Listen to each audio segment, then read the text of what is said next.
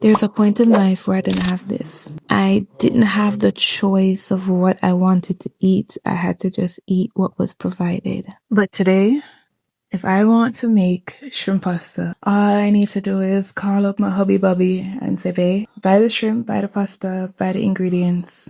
That's what I want for dinner. And that's what we eat. And I'm grateful for that because there are people out there right now who they have to eat whatever they can. And there are some people who literally have nothing at all to eat. And boy, my heart goes out to them so much because to have nothing at all to eat, wow. I am grateful for the ability to make a simple meal. I'm grateful that I have choices. And if I feel for that choice today, I can purchase that choice.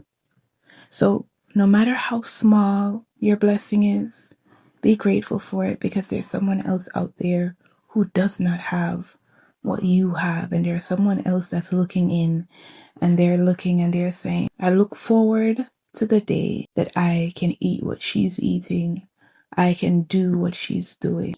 So in all things, we give thanks. We give thanks unto the Lord for what we have. We give thanks unto the Lord for what we don't have. What are you grateful for?